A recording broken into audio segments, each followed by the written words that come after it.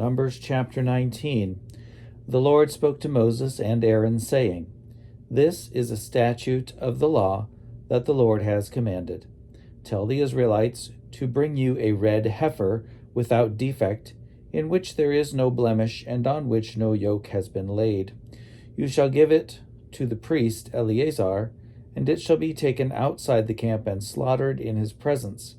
The priest Eleazar shall take some of its blood with his finger and sprinkle it 7 times toward the front of the tent of meeting. Then the heifer shall be burned in his sight. Its skin, its flesh, and its blood, with its entrails, shall be burned. The priest shall take cedar wood, hyssop, and crimson material, and throw them into the fire in which the heifer is burning.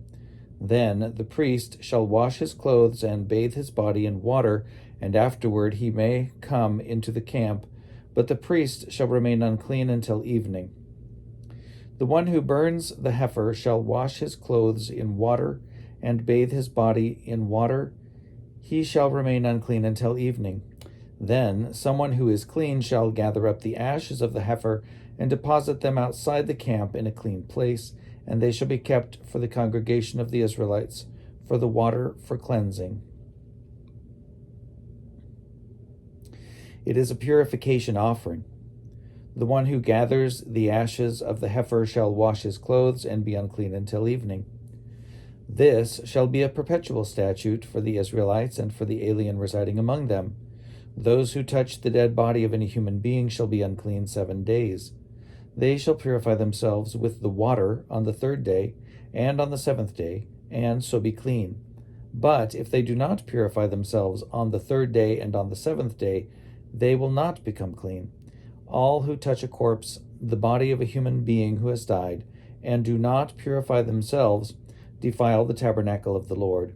Such persons shall be cut off from Israel. Since water for cleansing was not dashed on them, they remain unclean. Their uncleanness is still on them.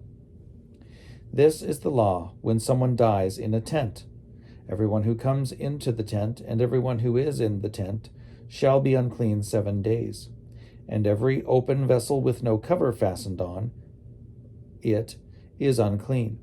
Whoever in the open field touches one who has been killed by a sword, or who has died naturally, or a human bone, or a grave, shall be unclean 7 days. For the unclean, they shall take some ashes of the burnt purification offering, and running water shall be added in a vessel.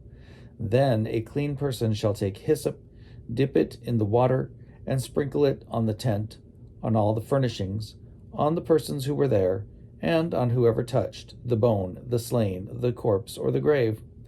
The clean person shall sprinkle the unclean ones on the 3rd day and on the 7th day, thus purifying them on the 7th day.